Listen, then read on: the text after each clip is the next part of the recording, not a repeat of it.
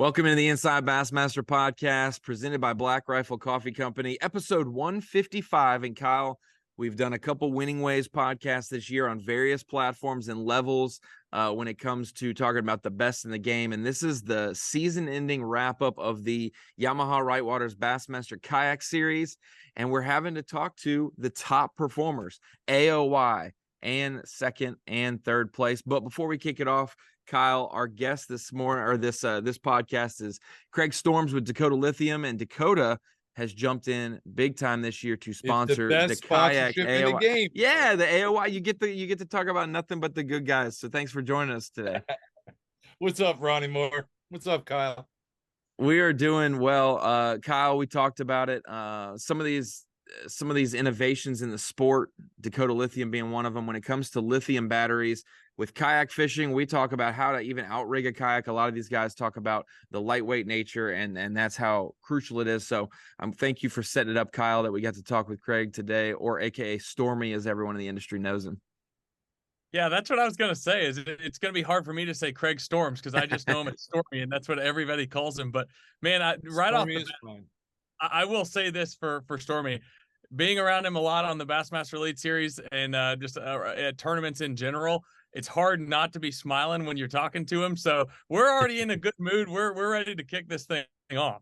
Let's go. So tell us a little bit about it, Stormy. Jumping in a new company 5, 6, 7 years ago, making a big splash in the fishing industry and growing with it, but then not only just growing with it and staying where you are or keeping your budgets where they are. You guys have invested a lot of money, not only in the Bassmaster brand and the Elite Series, but also in kayak fishing in general.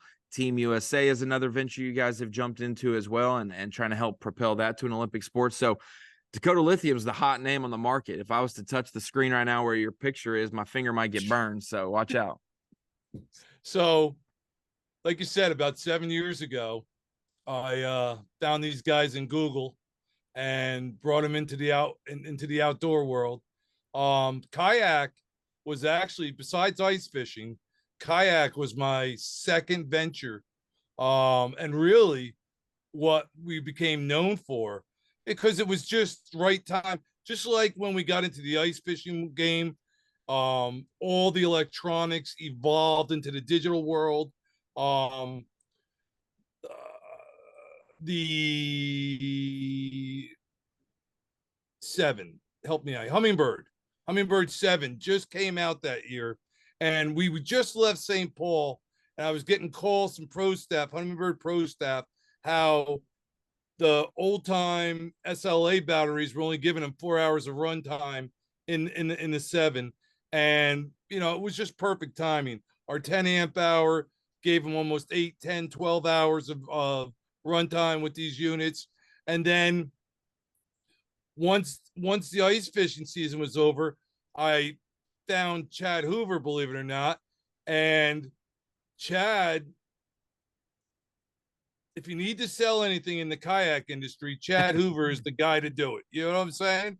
And it was just a perfect fit for us. With the small batteries, the lightweightness of them, the capacity, it just was a perfect fit for the kayak industry. And that's really where we took off. And then we evolved into the 54, into the 100. And then once we got in the 100 and the 135, that's when we started introducing. That's where I met Brock. Brock started testing it. John Hoyer in the walleye world. Brock and John were at the same time. And we really propelled ourselves, putting ourselves out there in those two industries. We have certainly picked plenty of good, representatives to have with Dakota Lithium. Naturally, they're perfectly linear with some of our favorite people to talk to. But, talking about taking off like Dakota Lithium has, kayak fishing in general has taken off. Ronnie and I have talked about this a lot on previous podcasts. We've had, other kayak anglers on. For you, like, what has it been like watching kayak fishing grow? And then obviously for Dakota Lithium being a part of it in general. Well, it's been a 5-year journey. And like I said, with Chad being our partner in the beginning, he is the godfather of the kayak fishing. And I just think, it was perfect right before COVID hit And then when COVID hit, it was basically the only thing we were allowed to do, and that just gave it more weight. And the beauty is it's not a $70,000 bass boat. You can get in for 1,000, you can get in for 1,500, and you can compete. And these guys compete just same but different as the boat guys. When we first got into it, I competed with these guys terribly, but I lived a life for 3 years just to understand it better, to live it, to know it, to taste it, and it's a hard life. You can't be a 55-year-old man and be out of shape and doing kayak fishing. Just doesn't go, man. I'll never forget. We did a tournament with Native, and Jordan Lee, is with Native, and we did this tournament of champions down in Gunnersville. And we're all at the awards waiting for everybody. And here comes Jordan Lee, covered with mud from head to toe. I'm like, Jordan, I was in the middle of a swamp. It was just, he was exhausted, And DiPalma, when he made his first, he was exhausted too. It's a very physical way of competing in the bass world right now. One big thing that, if for those who don't know Stormy, you talked about Chad Hoover selling things in the kayak realm. Well, when it comes to selling lithium batteries across the world or the country, you're the guy to go to. But you also manage the pro staff process of not only top level Bassmaster Elite Series pros, but maybe ambassadors all the way down, all the way down to ambassadors or influencers, things like that. How have you, when you look at who our guests are on the podcast today, first, second, third, and angler of the year, you have Rus Snyders, Nick Dyer, and Greg DiPalma, all totally different in terms of backgrounds, pursuits, desires. When you as a pro staff manager looking at these lists of anglers and classifications, are they applying for the same levels when it comes to the Elite Series guys needing to work with you guys, or kayak anglers, or Opens Pros college programs? All kinds of things like that. Do you just clump them into one big budget, or do you have to allocate? Because these kayak guys are specialists now, but they're also getting their own brand platforms where there's going to be a Brock Mosley of the kayak series or a Hank Cherry of the kayak series very soon. Kind of is right now with Rus, isn't it? 100%. When you got Rus winning everything for the last 3 years, it's Hank. I don't know. I would put him up Kevin Van Dam back in the early days. He's that dominating, he's that winning. And these guys can fish, bro. You know what I mean? 100 inches, think about that. That's 5 20-inch fish. So you're talking 5 5-pounders, 5 6-pounders, and they do that consistently every tournament, no matter what pond we go to. They're finding the fish and putting up the numbers. They're that good at what they do right now. You go all the way down. KBF has the state challenges, and we have the local tournaments around here, even KBF New York. And I think that's part of it also is, in Bass, you got, you have the Opens, you have Bass Nation. So the substructure's there for the boat world. It's the same thing in the kayak world, that you have the substructure to compete at the local level to the national level. And it gives, and I honestly think it's becoming, guys are actually trying to achieve that goal, to be a national kayak bass fisherman, just like there are with the boat guys. So it's pretty cool to watch it grow, bro. It really is. Well, we appreciate Dakota Lithium jumping in and supporting that growth. A lot of companies want to support it, but not many will put their money where their mouth is in helping anglers out with payouts. You guys did that this year with the Angler of the Year. And I can't wait to talk to our top 3 finishers, gold, silver, and bronze when it comes to the AOY race.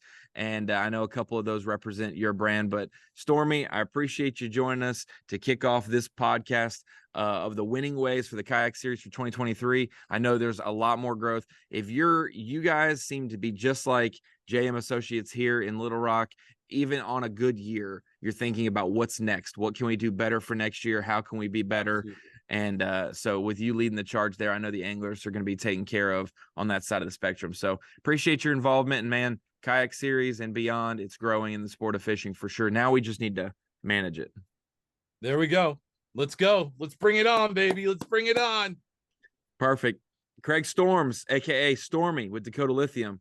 Appreciate you, man. And Kyle, let's jump into getting our guys on the line when it comes to our Angler of the Year race. We mentioned it. Rus Snyders, Nick Dyer, Greg DiPalma, first, second, and third. Rus Snyders winning by about 20 points over second and third. They were all 1 point after that. Second, third, fourth, fifth, all within just a point or so increment, but dominating the Bassmaster Kayak Series for 2023 was Rus Snyders, and we got to talk to him earlier in the year, winning the Kayak Classic at Chickamauga.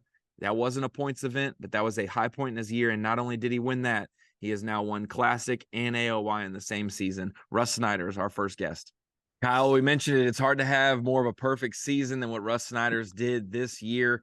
Congratulations, our 2023 Dakota Lithium Kayak Angler of the Year. What a great season. And not only did you win the Angler of the Year, you also won the Classic earlier this year. So two of the biggest trophies in the sport of bass fishing, and especially at the kayak level, and you got them both in 2023. So congrats, man. Thanks for joining us. Thanks for having me on, Ronnie. Kyle, appreciate it, guys. And yeah, it's been just a surreal year, and really blessed that things just worked out the way they did. Really, really was an incredible season. I mean, that goes without saying. I was sitting there looking at all the standings. You know, some guys you start at the bottom and work your way up, but you never made it out of the top three. It seemed like in any tournament that you fish. So, man, I gotta ask, like, it's a general question, but like, what was this year like for you? Because, like I said, every time we go to post a gamer or go to look at the results, I mean, it was like you were in the top three. Like, I mean, a lot of things had to go right for you, right?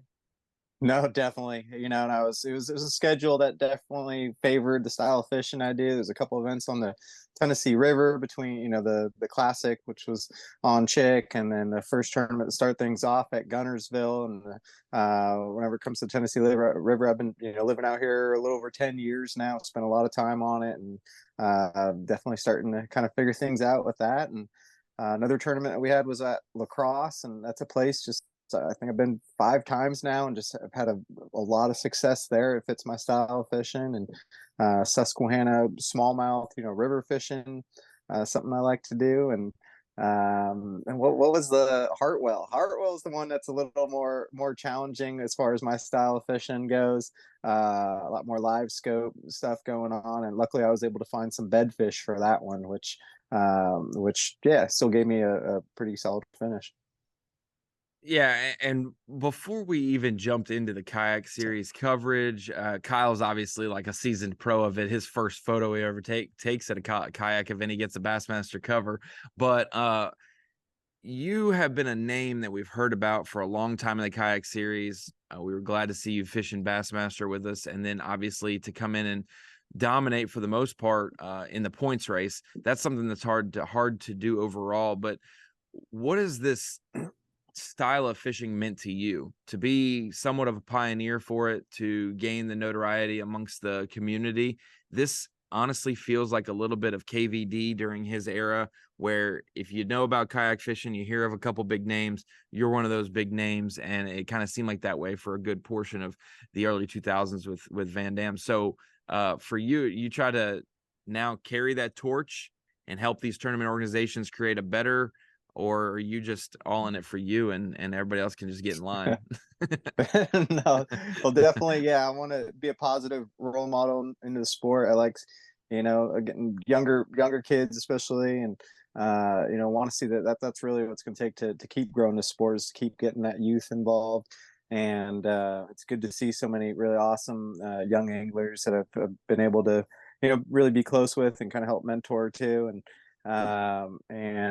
it's it's been just an enjoyable experience overall. I'm just so grateful for what B.A.S.S has done to really step up and have such a great schedule with a great tournament director and Steve Owens.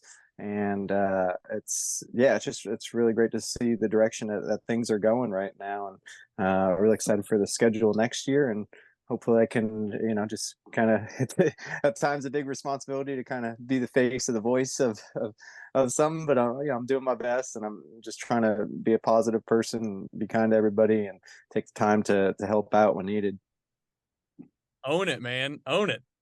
That's one of the things, I wasn't planning on asking this, but the more you got to talking there, like Ronnie said, you're such a recognizable name, not only for kayak fishing, but like even if you don't follow the kayak fishing, you know who Rus Snyders is. So the question I have is like, with kayak fishing being more accessible than going out and buying a super expensive boat and things of that nature, for somebody like a younger angler, like you were talking about, what would be your advice to get started, as far as even, outrigging a kayak, things of that nature, just to try to jump into the tournament scene? Because again, it's something that's more doable for a younger angler. It is, especially with the overhead of having a boat, especially these days, between gas prices and the cost of the boat, insurance, registration, the amount of travel it takes, all those things. I know a lot of younger anglers, see all the guys on the Elite Series and all that, and that's what they inspired to do. But I mean, just to be honest, a lot of times it's I wouldn't say unrealistic, but it's definitely a lot of people, younger people especially, put themselves in situations where they can't really afford to do that financially, and they get themselves in trouble. They're just building up, just building too much, credit, and not building, but yeah, racking up those credit cards, and kayak fishing is such whether you call it an alternative or just, I think it's just a smarter direction to go for young anglers to pursue something where they can do it and be financially responsible and be able to still compete at a very high level, and be able to also just be in a community of people that's so willing to share and help others learn. And I think it's just a great avenue, whether that's what you solely want to do, or if you want to use it as a stepping stone to get into the bigger bass boat tournaments. Something that I wish I had the opportunity when I was younger back in the day. I probably would have gone that route, but yeah, I'm glad that it's here for the young anglers. I hope to see more and more just go that way and get involved with it. And I know they're having college, they're starting to host college tournaments at kayak and high school tournaments and stuff like that for the kayak anglers as well. So that's something I hope to just continue to see grow and evolve. It's hard to not have the crossover, yet like you want it to be like, where, like, I think about the question, what's next for the kayak series, but I don't know if there's a way to ever combine the two formats or ways of fishing or style, or even if you guys want to be a part of it, but it feels like the only way to grow the kayak series now is just the number of boats competing and then the prizes that are guaranteed, because otherwise, like, it's a sustainable thing that you guys are already doing. You guys don't necessarily need to have the platform of TV, but how do we incorporate that kind of coverage? Because that is the one big thing that I'm always interested in, is how would I fish in a kayak? How would I watch someone fishing it? And you guys already put up your own videos and have these things. And so I don't know what's next for the kayak series, but do you guys ponder that and sit back? Because with the Elite Series anglers, they say, well, one day we'd love to get it where we pay less entries, or payouts go up and we stay the same for entries, or we don't have entries and we fish for this amount. Like, so there's always negotiation and hopes and and thoughts about that. But for kayak series, have you had that? I've heard different talks between the tournament directors and organizations about making like an elite series for the kayak anglers, where it's maybe only like 30 to 50 anglers, and everybody has, some sort of, whether it's GoPros or some sort of camera equipment on there, so they can live stream it. And that would definitely bring more spectators and more fans involved. I think it would be really awesome. And I hope to see it go that direction someday. I don't know if we're quite there yet, maybe in a couple years, but I know there's a lot of talk about just kind of going that direction and making it so there can just be a bigger fan base for it. Right now you can still follow along on Tourney X, and see the standings and see it all in live as it's going on. But to actually see the footage, and like I say, some of the anglers take the footage and make YouTube videos and stuff like that, and whether it's Christine Fisher or Greg Blanchard or some of the other, number of other people too. But those guys have been playing a huge part in growing growing the sport and getting more anglers involved in these kayak tournaments as well. And hopefully, it'll continue to grow that way. And hopefully, like I said, if we can have live, higher entries and more of an elite format where it's just a smaller group of anglers that are kind of trying to do it full time. Right now, I'd say there's, maybe 20-30% of the anglers are on that level that are ready for that commitment, and the rest of them and are, any other from entry level to, doing it. Yeah, just a weekend angler, just a number of different anglers, and all in between that are doing the tournaments right now. But to make some kind of separation there would it might be the right move to help grow the sport, I think.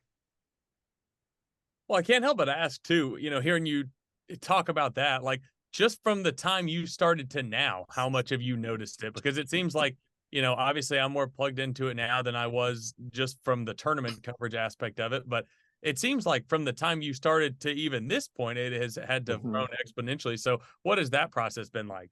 Yeah, the competition is definitely getting higher and higher, and we're getting more and more people moving from bass boat world in here. We're having more younger anglers that have kind of worked their way up and really established themselves in the tournament scene. And yeah, I would say oh shoot, now I forgot where I was going with that. It happens to me all the time. You're good. Yeah. Well, it's it's good to say that, and it's going to be just kind of interesting to see where it goes from there. So. Well, Kyle, it seems like Rus has been such a pioneer. He was fishing in a kayak when it was black and white, back in the day. Now he's fishing in color, just a few years later. It's now high def fishing. But I have a question for you when it comes to how your season played out. Obviously, Angler of the Year, phenomenal year. You win the Classic as well. Kyle's always the bait guy, but I'm going to jump in and steal his question for you guys today.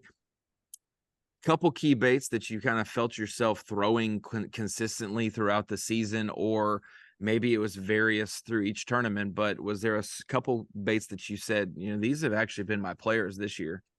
Yeah, a couple big swim baits, the Zaldangerous swim bait as well as the Mag Draft, and I kind of had a combination of both. They're both similar swim baits, and I've got both of them, and both of those I'd say have been probably the biggest player for me this year. I'm also flipping. I've done a number of other things, but if looking back, like the Classic, I won on Chris's swim bait, Zaldangerous swim bait, and then Susquehanna River, I was using a Mag Draft there, and that played a big part.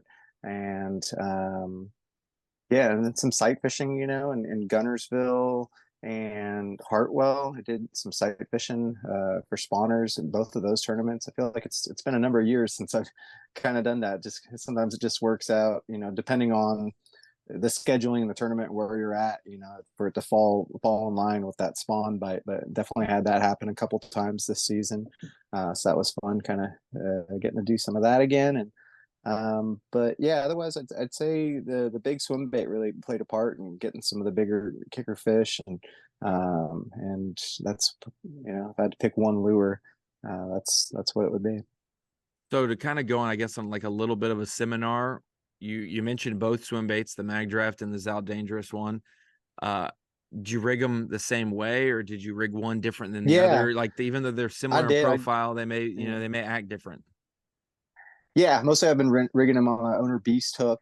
I picked up a couple of Chris's. I already had a bunch of Mag Drafts, and then Chris's swim baits came out, so I went to Bass Pro, and they were sold out of a lot of them. So I got a couple packages of those, and had some luck with them, and just kind of waiting for my Mag Drafts to finish up, and I'm gonna switch over to those Zaldangerous swim baits. Chris is a buddy of mine, and like supporting him, and but yeah, I can't just throw my Mag Drafts away. So hey, so for every 10 that you buy, Every 10 new Zal Dangerous ones you buy, maybe he'll throw in 1 or 2 since he's a buddy, and maybe he'll mail them to you. I don't know. Asking for a friend. Yeah, I'll over here. ask. I hate asking for favors from people, and I know friends are sponsored by different companies. I'm like, hey, hook me up with this, But I want to support him too, and For sure.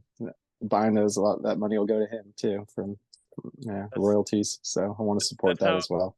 That's how you got to pick your friends strategically based on their sponsors' needs. Yeah, got a couple of pure fishing guys, got some Strike King guys, got some Zaldane with this with Bass Mafia, but kind of back to the season as a whole. Again, to have the kind of season you did, naturally a lot of things had to go right. Like, I mean, you had to have a lot of good decisions. I mean, mostly all good decisions because the results wouldn't say anything else, but you might have to think on this for a second, but if you go back in time, there had to have been like one specific instance, one specific situation where you made a critical decision that really propelled your season. Like, had you not made this decision, you might not be the top spot, but might still be in the top 5. Like, what was there a specific tournament, like a specific instance you could tell a story about? Well, it doesn't. I guess it didn't relate to my season because the classic wasn't part of the points for that. But that was Classic definitely counts. a huge. Classic It counts. does. Okay, Yeah, well, for sure. Out of all the tournaments I've ever done, that was a memorable one just for that sake of, the first day I had a good limit. I was in 3rd place, got them all on the swim bait. Second day I started off with 3 good ones on the swim bait. Another hour or 2 later, got another good one on the swim bait, and I had 4 fish with like 6 hours left just to get another keeper, and I went like 4.5 hours or so without a bite, and I just abandoned everything. I scrapped everything, did hour and a half left, and I spent 40 of those minutes just using my Torpedo motor to get a little backwater area somewhere I'd never been before at all, with the biggest tournament I've ever fished on the line, and just saying, heck, I'm gonna take a gamble. And I went down there and caught my 5th and final keeper, like 20-25 minutes left to go on a red Lucky Craft crankbait, and that was definitely a moment where it was a bit of a bold decision to do that, and it was a bit of a gamble, and it paid off that time. It doesn't always happen that way. So, well, is there anything on your horizon that you're looking forward to? The schedule came out, obviously, and it's got some great places, some places that overlap. Possum Kingdom, Gunnersville, Susquehanna are all on there, different maybe times of the year than we had in 2023. Then you add in the Caddo one, obviously, at the end of the year to book in the season, and we kick off the year at Lake Murray. For the most part, if there is bass, you will travel and fish it. It doesn't matter where it's at. But is there one that you're like, I really want to fish that, or this place is really hot and it's going to be, I'm looking forward to a tournament there? I'd honestly say that next year's schedule is about the best schedule I've ever seen of any circuit I've fished anywhere. I think it's just, it's definitely catered to like a shallow power fisherman's wheelhouse, with all those lakes. And I'm really excited for Murray, especially with seeing the Bassmaster. I think it was a Bassmaster event there last year, just with how many limits and how many fish were caught. I've fished there briefly at a kayak tournament there, I think last year with another tournament organization, but had very limited time and just kind of fished one little part of the lake. And then again, I had good results. I think it was a couple weeks before that Murray event for the Elite Series there, and that lake's on fire right now. So I'm excited for that one, and all the rest of them too. To be honest, there isn't a single one. I've had some experience on every one of those bodies of water. Caddo and Susquehanna, obviously this year I got a second. And Gunnersville, all of them schedule looks awesome. Kyle, he likes the whole schedule because he gets top 5 in every place he fishes. Yeah. So it's like, I've never had a bad experience here. That's Still a trying good to find his situation to be kryptonite in. at this point. Just trying to find a lake he doesn't do well on. The lakes that have no water in them. Steve-O gave me a peek at the next year after that schedule. It's just kind of tentative, but that one's definitely more catered towards fishing deeper water with electronics. A very, very different schedule. It's all tentative, but very different look than what we're fishing next year. So it'll be a good one. Or go ahead, Kyle. I do have one more thing to ask. Obviously, you can't be the back-to-back kayak national championship winner without winning the first one, which you already did. So looking forward to 10 Killer. What are your thoughts on 10 Killer early on? Have you done much scouting of it? Have you ever been there? And just your thoughts on the lake as it sets up to where as you know about it now, I guess what you know about it. So yeah, I've never been to 10 Killer. I've heard not so much about it. I've chatted a little bit with a few of my friends and people that have been there. It sounds like it's an awesome lake with some huge fish, and we're going to be hitting it just at the right time of the year, And yeah, I haven't done a lot. I fished Broken Bow in Oklahoma, and some people say it's somewhat similar to that. I've had some success at Broken Bow, so yeah, I love that part of the country there around Tulsa. Like eastern Oklahoma is such a cool area. Really like it a lot. Kind of reminds me of Middle Tennessee around Nashville and stuff too, just with the way the lake set it up and just the topography and geography of the area there. It's pretty similar. So I don't know if by the time we have the Classic there in 2024, if the name will be officially changed or not, but I've heard rumors that Lake 10 Killer is supposed to be changed to Jason Christie Reservoir, because that's his his bread and butter. That is his home lake, and it's everyone in the Winter League loves when the Elite Series season starts because he's no longer fishing the Tuesday tournaments there. But Russ, I know the fear of other anglers when you step foot or you start floating on a body of water is there as well. But appreciate you joining us.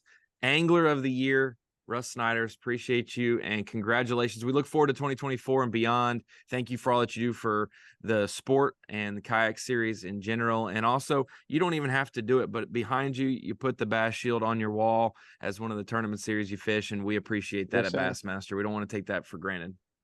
Cool. I appreciate everything you guys do, and I appreciate you guys having me on.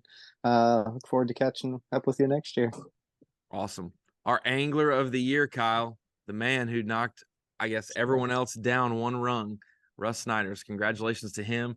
And man, we got to talk to him at the Classic after winning. We got to hear that story of the last second heroics, but otherwise it just seems like the dude's just a machine. Like that, if that's the one sign of weakness or struggle, is that he went a few hours without a bite, but then he still saved it and turned it around and won it. Absolutely phenomenal fisherman. And I can't wait to learn more about him and continue to watch him fish, because he seems like a wealth of knowledge for sure, and humble. Yeah, absolutely. It's a joy to talk to. But, it's funny whenever, the Bassmaster kayak series started, it's hard to compare it to something, but you'd probably understand this reference. It's like when you first started fishing in college, like you heard rumblings of certain names and you're like, I don't even know who this dude is, but like you like this guy, like you just hear about him all the time. For me, that's who Rus Snyders was with the kayak series. Like right off the jump, like the more I talked to people like Christopher Decker and people that were more plugged into that world beforehand, Rus Snyders was one of the names that just came up time and time again. And the second kayak tournament I covered was at Eufaula in Oklahoma, or excuse me, in Alabama, pardon me. And he won that one. And I was like, all right, like it basically justifies that. Up, yeah. And then since then, all he's done is basically win or come within, 2 or 3 spots of winning consistently every tournament we hold, it seems like. So certainly the model for consistency when it comes to kayak fishing and the season he had was nothing short of spectacular. That's for sure. It reminds me of how Kyle Welcher and Brandon Cobb did this year in Angler of the Year, fighting it out, because Rus wins by 20 points roughly over Nick Dyer, and then 21 over Greg DiPalma, and then 22 over Drew Greger. Like everyone in second, third, fourth, fifth, sixth, like we're 1 point, yet he's 20 points head and shoulders above everybody else. I know that's not a big number, but 6 to 7 spots per kayak event on average is what that's going to take to get a 20-point win over a 3 tournament, hierarchy there. And so to see him beat out those people to catch just enough every little time to basically box him out to where at the end of the year people had to win events and hope he slipped a little. So phenomenal season for him. He is your Dakota Lithium Angler of the Year for the kayak series. We get to talk to in this episode second place and third place as well, so don't tune away. We have Nick Dyer and Greg DiPalma coming right up. Kyle, we mentioned it. We just talked to Rus Snyders, our Angler of the Year for the 2023 Bassmaster Kayak Series, and runner-up this year, Can't shake a stick at this man either. What a great year for Nick Dyer. Nick, appreciate you joining us. And man, what a season you had. Second place. I know every competitive angler wants to have just one more spot higher, but absolutely phenomenal out of the stacked field that we had in the kayak series this year. It's definitely a lot of fun. So a lot of good venues, good people, good competition. Nick, I gotta ask, what part of Alabama are you living in, and what would be considered your home lake? Phoenix City, Alabama. Live pretty much right on the river, and probably fish the river below West Point Lake more than anything. But I'll venture down to Eufaula and Seminole. If we had to say a lake, I'd probably rather drive to Seminole than fish anything else nearby.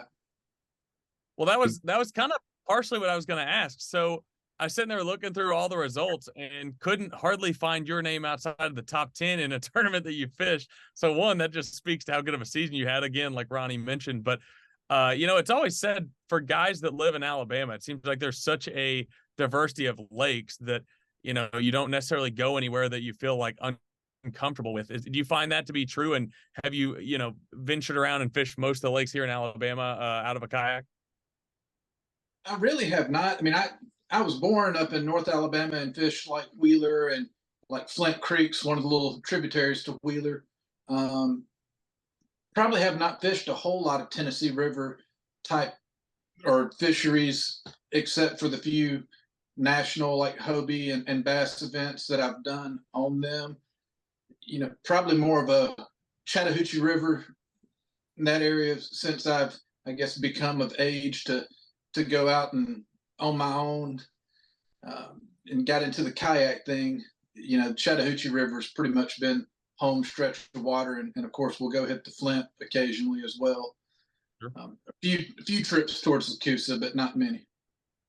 So tell us about that kayak story, about your I guess development on this side of the sport in a kayak.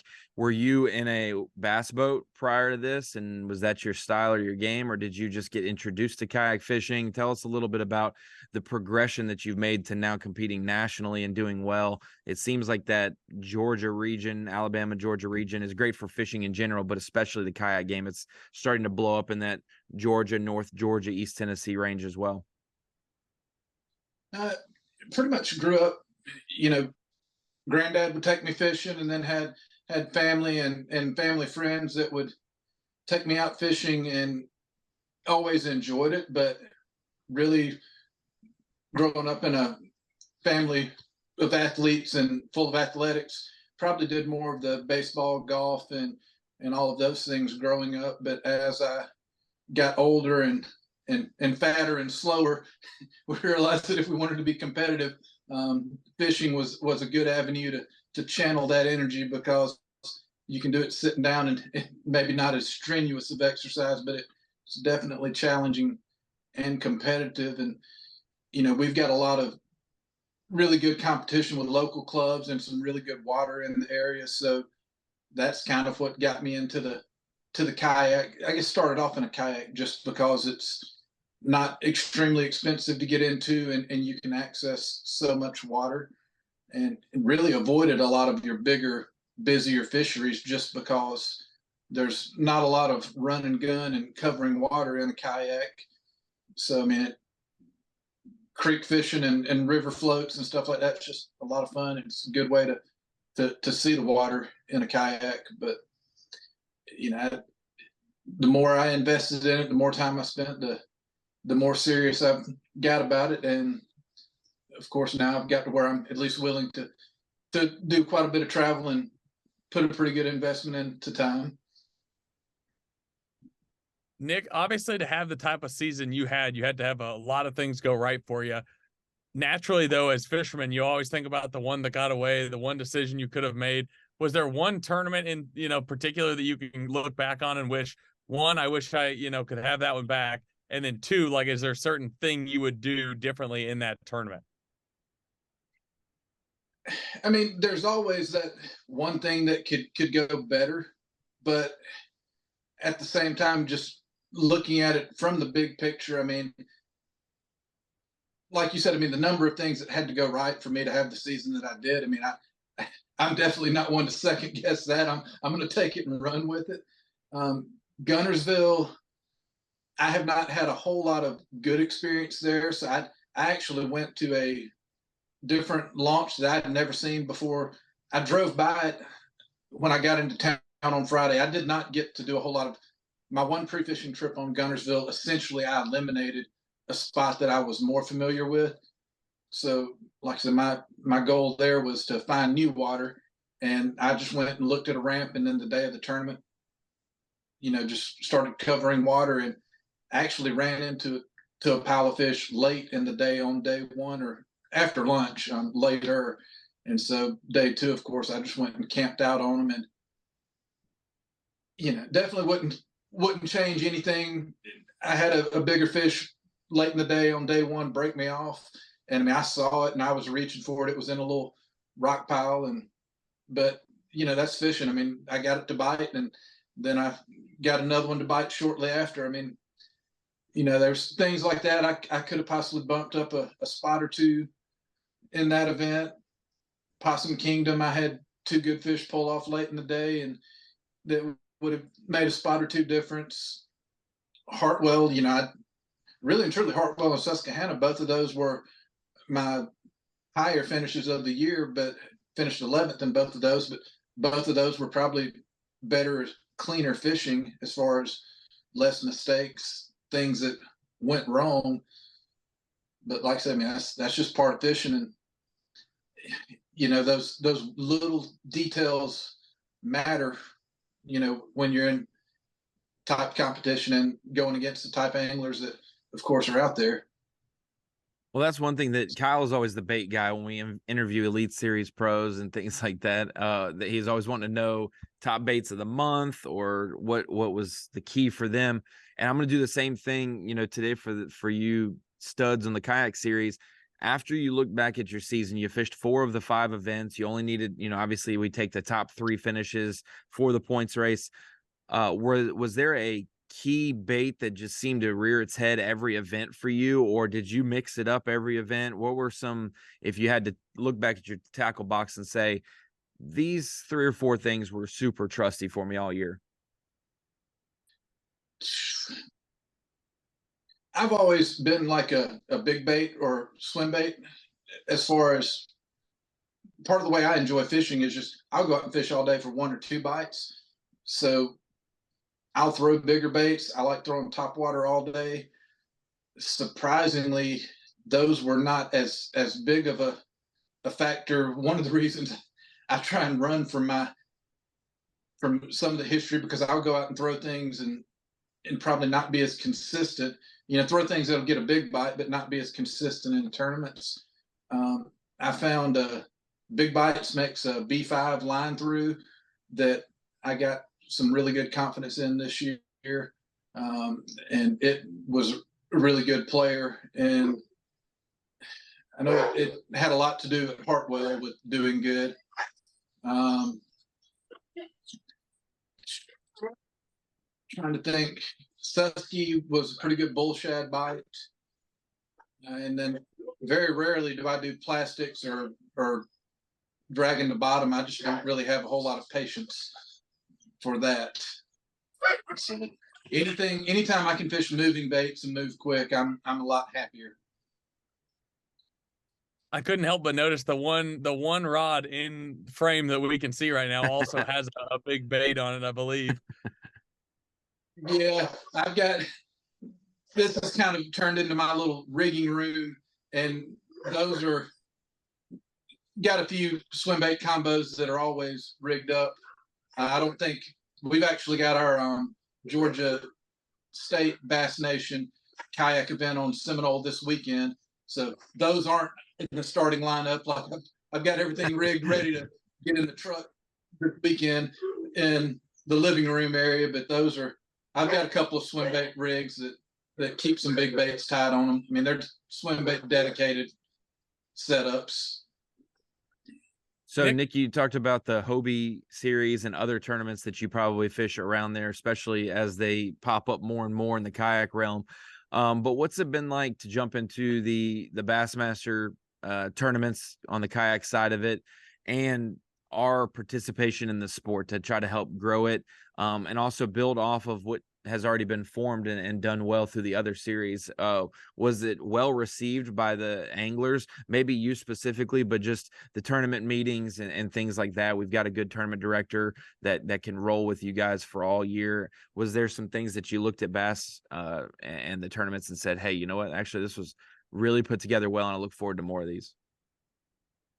I mean, a lot of it is, all of us as anglers get to know each other pretty well. I mean, we all are guys that have, and girls that have the same interest, and we love getting out there fishing, and the competition's good too. So any chance, I feel like I get to go see friends and that I don't get to see very often, and these big events are kind of the central meeting point. Hobie has been really good these past few years. I've had a few good day ones in some Hobie events. Never have put 2 days together. And then of course, Bass, I had a few decent, events had big fish when they were Eufaula down here a few years back.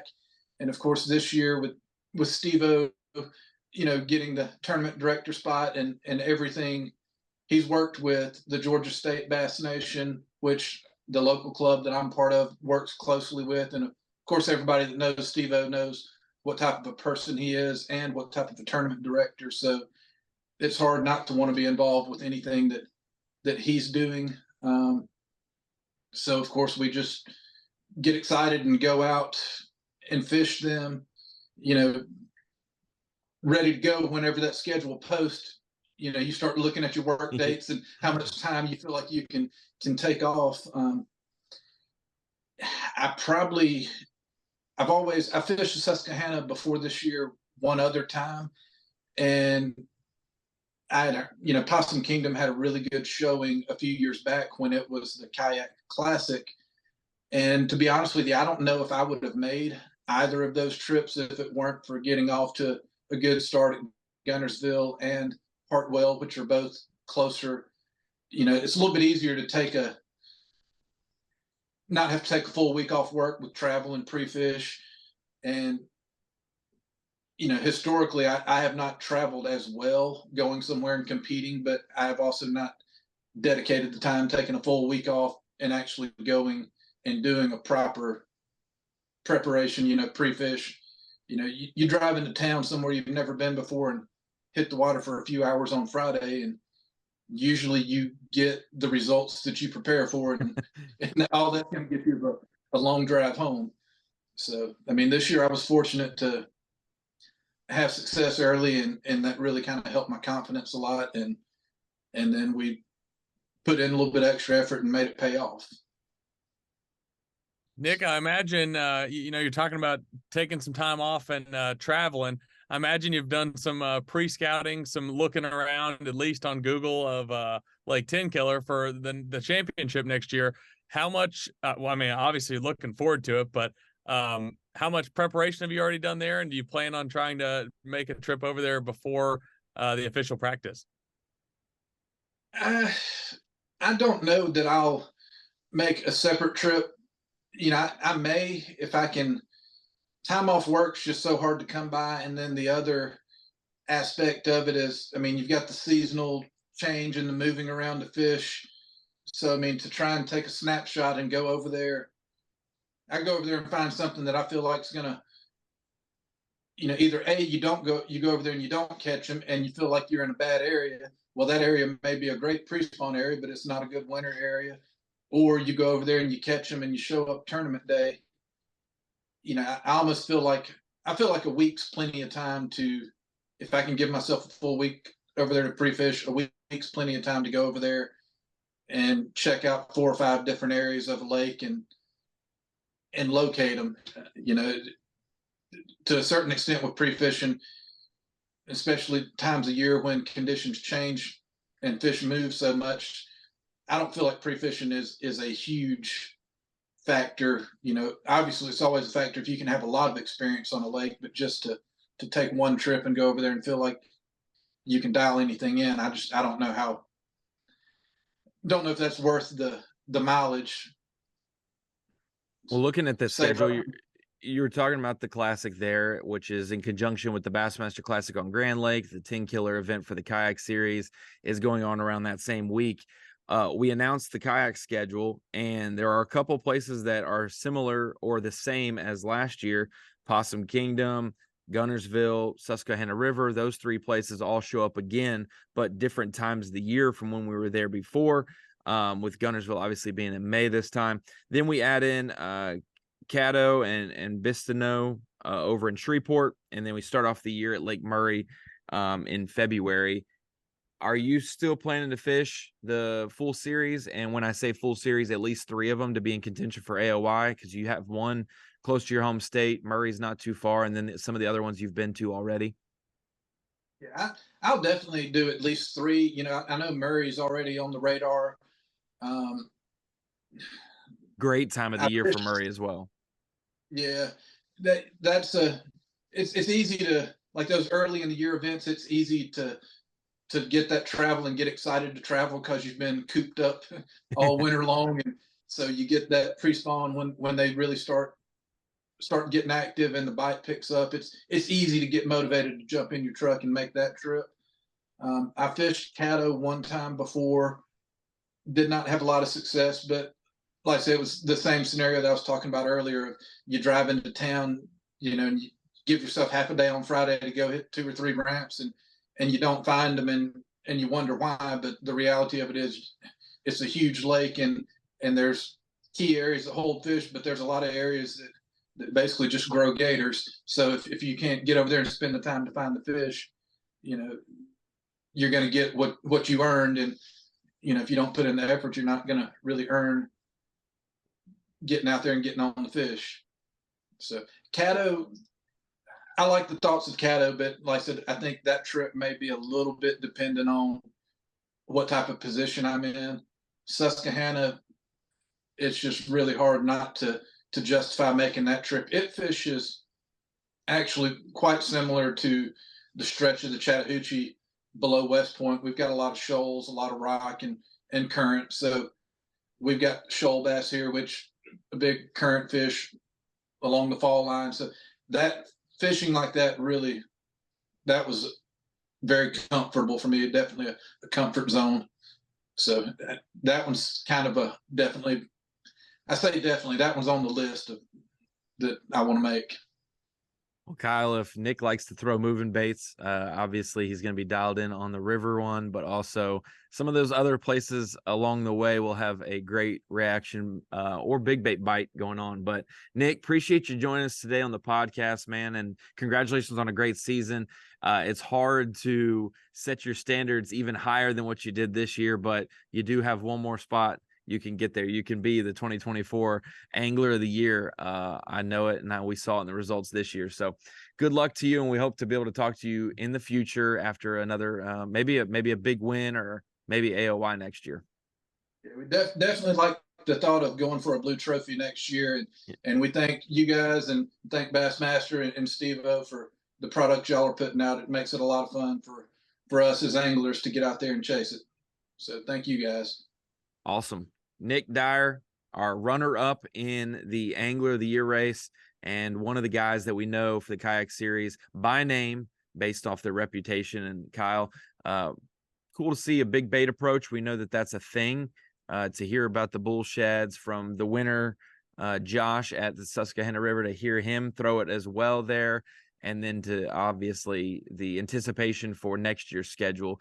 A little bit of travel going on here, especially if you're going to go to Murray, then you're going to go to the Classic, then you're going to go to Alabama, Possum Kingdom, everywhere in between. And like he said, he may convince him to go to Louisiana if he's in that Angler of the Year hunt. He needs one more to knock it out. Yeah, absolutely. And the kayak series, you know, with the schedule that's out there is very diverse. And you know, you think about the amount of different unique places they're going to go, and then you know what we've learned about the Susquehanna River, about how much these guys like it and how unique it is and how different it is. Definitely makes for an interesting run. And again, like we mentioned earlier on with Nick, you know, the consistency it takes. You know, you look at what he did over the course of the season on bodies of water that are all completely different, or at least mostly different. It's really impressive that he had that good of a season and still, you know, fell one place short. Yeah, it remains to be seen. I mean, like, we talked to Rus Snyders earlier this year for winning the Classic at Chickamauga, and then we talked to Greg DiPalma for winning the Lake Gunnersville event. Like, these guys won events that really helped their season. Obviously, Russ, his win wasn't a points event for our season, but just being at the top of his game, and to now get to talk to Nick after not getting a victory this year, but just being ever so steady throughout the season. So that now takes us 2 down, 1 more to go, Kyle. And that last one is Bassmaster Elite Series Pro, Greg DiPalma. We may lose him on the Elite Series one day, and he may just become a full-fledged kayak guy, because year 1, tournament 1, being in a kayak has been highly successful for GDP. So he's next up on the docket for the Inside Bassmaster podcast. Kyle, we got to talk to this guy. Well, we get to talk to this guy frequently on the Bassmaster Elite Series, but we talked to him earlier in the year on our Winning Ways podcast for the Kayak Series, because he won at Lake Gunnersville to kick off the year. And he said, hey, I'm coming for Angler of the Year. And boy, did you almost get it done. Greg DiPalma, 3rd place in our Kayak Angler of the Year. Congratulations, man. How was it? Year 1 of fishing out of a kayak at a competitive nature. Couldn't have probably did better than top 3 and a victory. Yeah, it was actually a really cool experience. Like we talked about in the very first podcast, you know, that was my first time in a kayak, and I'll tell you, mixing in the tournament scene really made it a lot of fun. I feel like we're gonna stumble back over our feet here and ask some of the same questions, but I gotta know, like you mentioned it, obviously it happened so quick, like the gratification of it happening fast. Like, what was the moment? I mean, I know obviously winning the tournament had to have been one of them, but was there a moment during like practice or during the tournament where you're like, I can do this just as well as I can in a bass boat? Yeah, I would say honestly, it was first time I stepped into it, like the first like 5 minutes, and I knew right away, like we talked about before, fishing at home in a small boat that I'm in right now, I'm just so used to small platforms, so it just made sense on troll motor for me. You went to some different places. You went to some familiar places as well. Which, remind me, was it Possum Kingdom was the event you missed? Or yes, so you missed Possum Kingdom.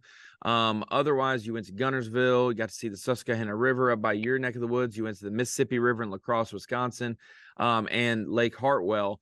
So you had been to a few of those places, but how did practice go approaching places you'd been to, but now you're in a different vessel?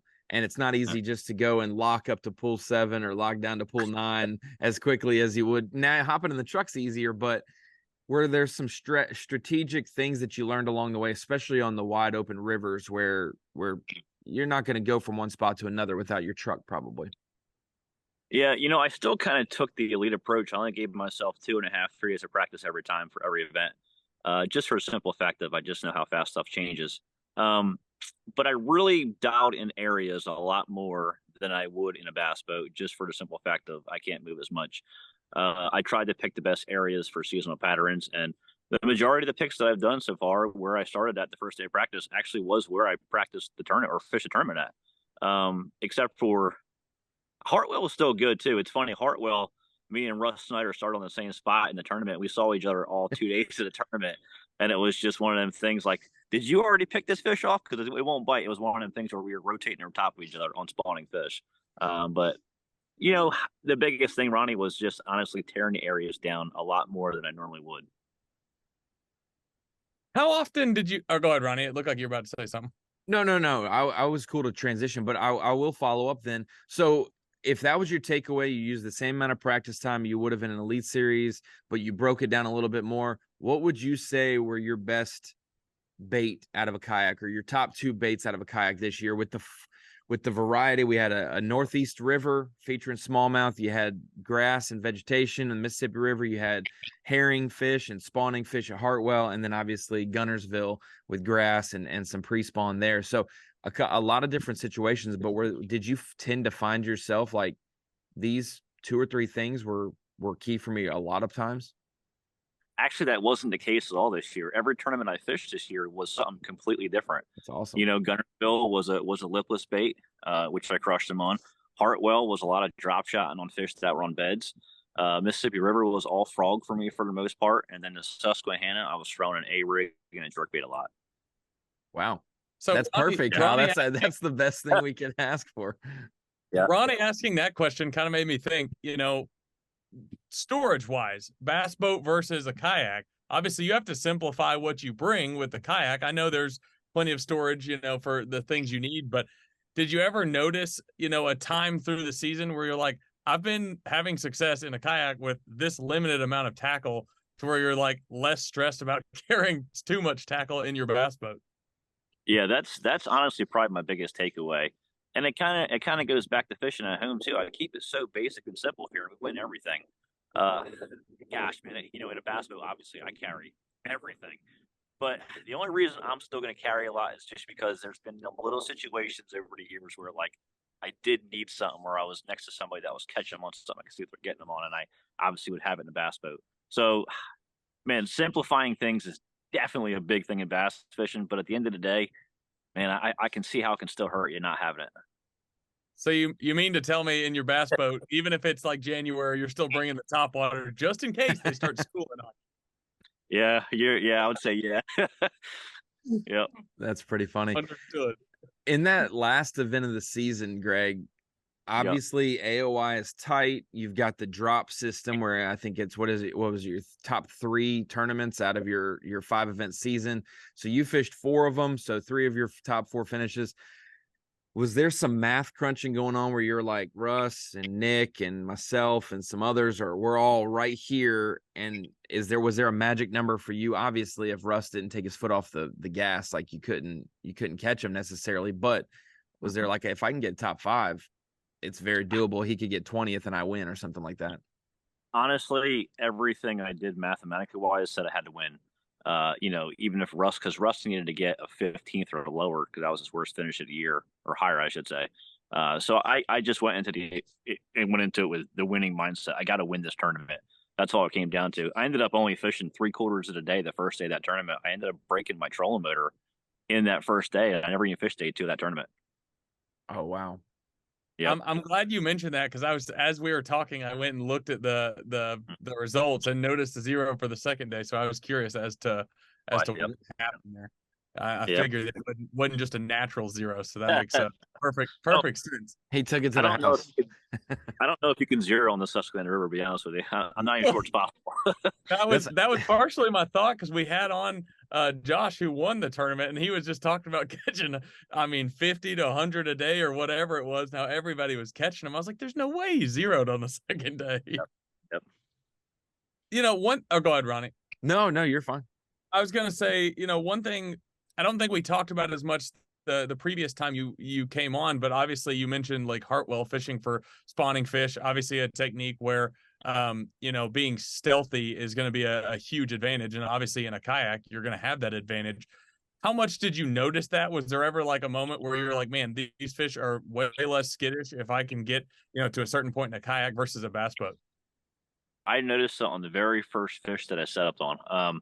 You can get dang there on top of them in a kayak and almost catch every single one of them. It's unbelievable how different it is. And I still had some stuff pinging. I mean, I had my transducers on, but man, the fish just do not get scared. It must be like a presence thing where a bass boat just pushes a lot more volume of water out of the way. It's something, man. Or it's just the pressure of a bass boat. They're so used to it.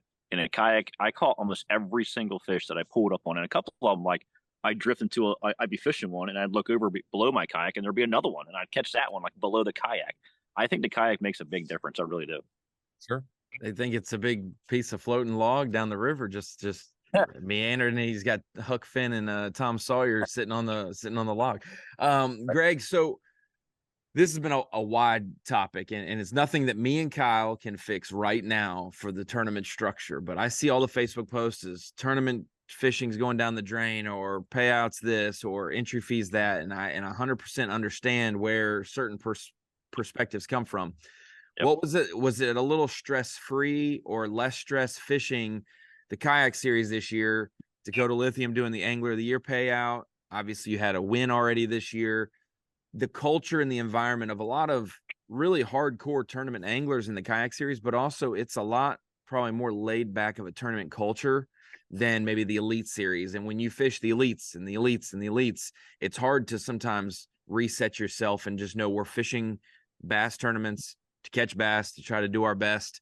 And these guys kind of just it's a lot more light and fun maybe for other tournament trails than the high pressure of the elites. So did you notice that this year at all? And if so, did that help you maybe harness those feelings for when you go into elite mode next year? Not like you're just trying to have fun, but like we're gonna have fun while doing it.